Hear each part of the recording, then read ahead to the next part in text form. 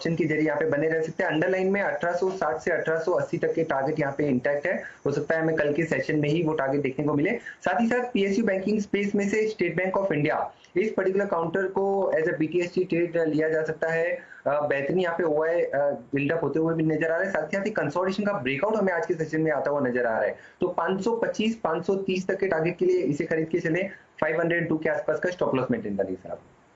Pi सुबह से सबके रडार पे है। सुबह सतपुते साहब ने 7 बजे के शो में ट्रेड दिया था। उसके बाद हमने जब शो की शुरुआत करी थी 8 बजे की, तो असित का प्रेफर्ड कॉल था।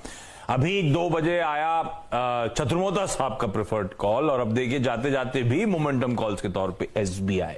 दिन भर आपने उसको तेजी को बुनाया था, और अब यहां से भी एक्सपर्ट्स का कन्विक्शन और स्टेट बैंक ऑफ इंडिया के लिए बढ़ता हुआ। रखिए उसको रडार पे। लेकिन शरद अवस्थी साहब, आप लोग एसएमआईएफएस पे क्या एक्यूमुलेट कर रहे हो इस समय? सबसे प्रेफर्ड ट्रेड कौन सा है आपका? चाहे फंड टेक्नो फंडा कह लीजिए या फंडामेंटली जो पसंद आ रहा हो।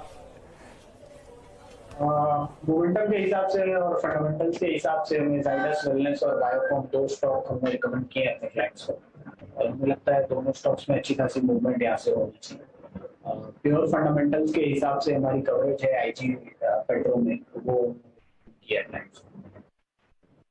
तो ये है वो फंडामेंटली स्ट्रॉन्ग स्टॉक्स। हमें कैरी करने का मन है भाई। एक्सपर्ट्स का मतलब अदानी पोर्ट, जेएसपीएल पे कंसेंसस है। गाबा सर, मानस जायसवाल साहब दोनों का, सीमेंस, जेके सीमेंट्स, एसबीआई, ये सब वो स्टॉक्स हैं जो चाहे तो आप आज ट्रेड ले जा सकते हैं इन स्टॉक्स में। तो एक्सपर्ट्स का भरोसा इनको लेकर। लेकिन चलिए अब जरा क्लोजिंग की तरफ बढ़े उससे पहले एक बार आपको अपडेट देता हूं। यूएस फ्यूचर्स क्या हालचाल है, मूड माहौल है कैसा, उसके बाद वीरू से समझते हैं, वीरू से उनकी क्लोजिंग कमेंट्री ले लेते हैं। हम एक बढ़िया सा इस समय निफ्टी का कॉल तो राइड कर ही रहे हैं।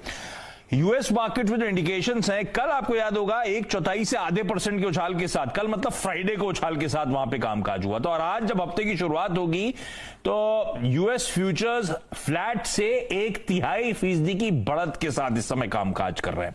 तो डाउ फ्लैट है, एसएनपी में थोड़ा मोमेंटम पिकअप हो रहा है, और नैस्डैक 1/3% से ज्यादा के उछाल के साथ इस समय कामकाज करता हुआ।